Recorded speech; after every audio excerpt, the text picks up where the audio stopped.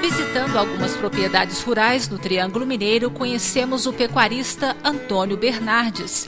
Ele e a esposa, Dona Euripa, são donos desta fazenda localizada a 16 quilômetros da cidade de Uberaba. O produtor encontrou na ovinocultura o caminho para aumentar a renda da família. Na década de 90, a principal atividade da fazenda era a criação do gado gir. Com o passar dos anos, surgiu a ideia de integrar o rebanho Santa Inês à atividade leiteira. O seu Antônio Bernardes, há cerca de 10 anos, vem investindo na criação de ovinos. E a grande diferença aqui da propriedade é que as ovelhas são criadas juntamente com o gado de leite. Como que é essa criação, seu Bernardes? Tem dado certo? Até hoje tem, não tem dado problema nenhum. Convive bem, sempre tem alguma rixa normal, igual bovino com bovino, ovino com ovino, sempre tem algumas diferenças. Mas em termos de manejo, separa-se o manejo e a criação a pasto mantém-se normal. E o que levou o senhor a investir na criação de ovinos?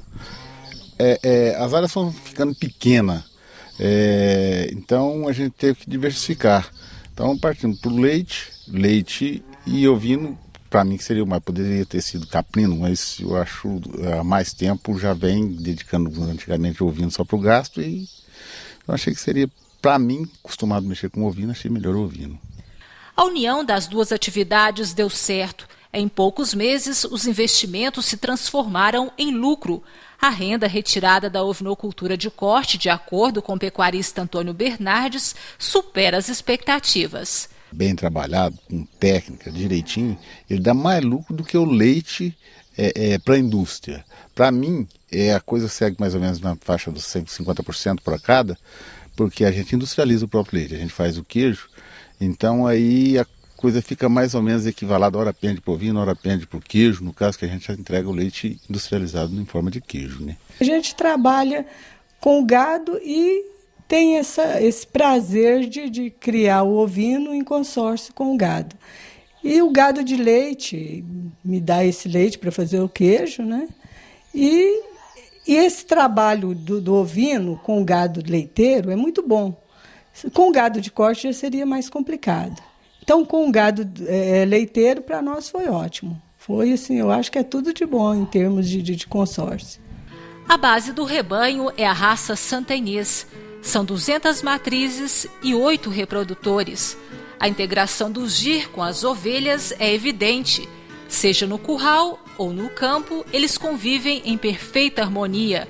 Os dois rebanhos são criados a pasto e sal mineral, respeitando as diferenças de cada criação.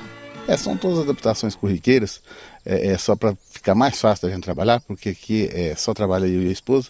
Então, essas adaptações corriqueiras para poder fazer o dia a dia, o manejo, sem um atrapalhar o outro e junto, né? Porque tem que trabalhar junto o ovino com... Então, à noite fica o ovino quase que confinado na cocheira, de manhã cedo a gente levanta, segue a cocheira e passa para o bovino, que é a tiração de leite.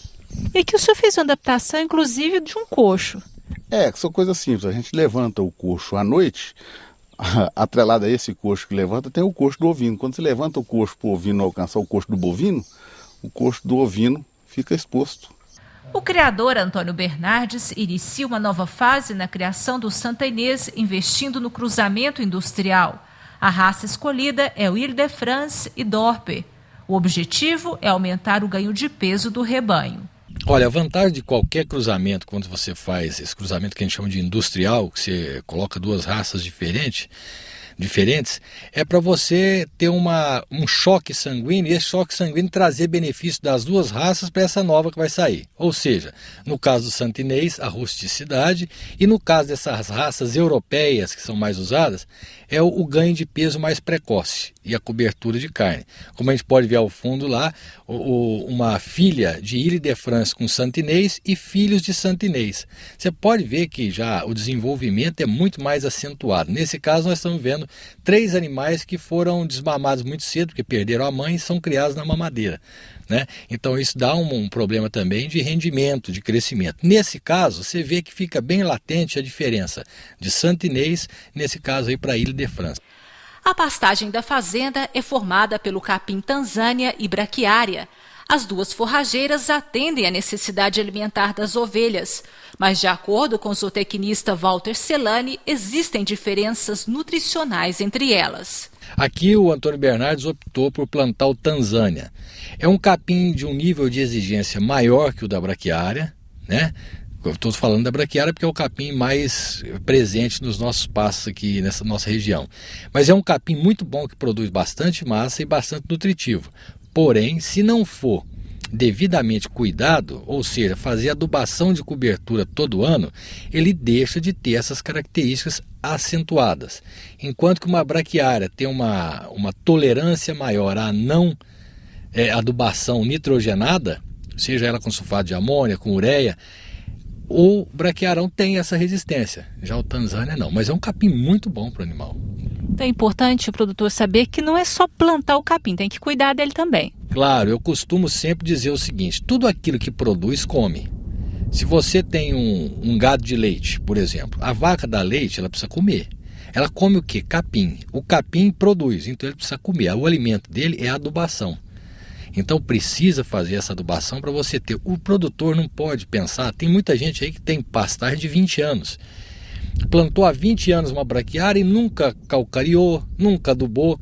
Desse jeito o capim vai perdendo a sua capacidade de suporte, ou seja, diminui o número de animais naquela área e a capacidade de sustentabilidade do animal também, porque o capim perde muito nas suas características.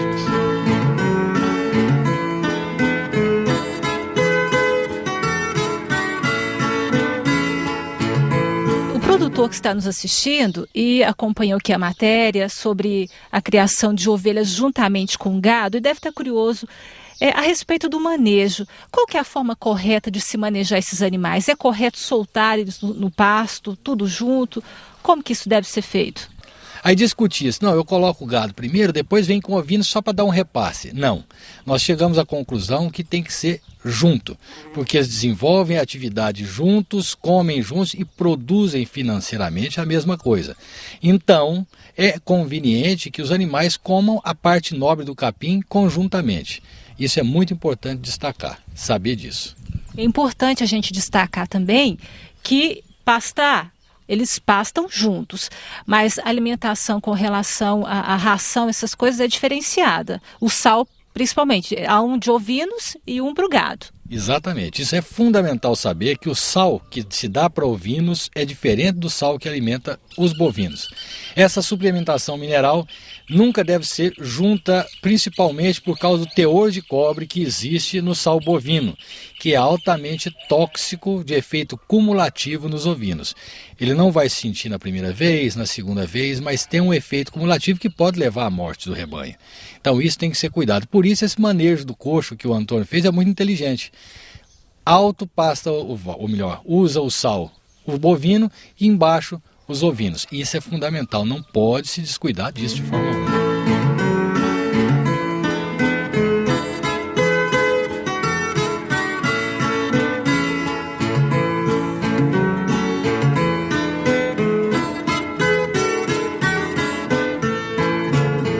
Conselho que o senhor dá, Sr. Antônio, para o produtor que está nos assistindo e deseja hoje investir na criação de ovelhas, inclusive para aqueles que têm a criação de gado?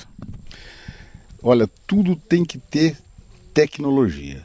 Não adianta você tentar investir sem saber onde. Primeiro, você tem que saber onde você vai colocar a carne. Se você já tem um mercado, se tem alguém que vai fazer esse mercado para você. O pessoal é danado para começar. E outra coisa, sempre começar pequeno, para você aprender junto com o desenvolvimento do seu empreendimento. Porque se você começar de cima para baixo, muita gente chega para mim e fala assim: olha, eu estou começando a criação de ovelha, eu vou comprar 1000 ovelhas. Ele vai quebrar. Se ele está começando, ele pode ter muita tecnologia, mas não tem prática. Ele não vai dar conta de manter isso. Então que comece pequenininho e vai crescendo.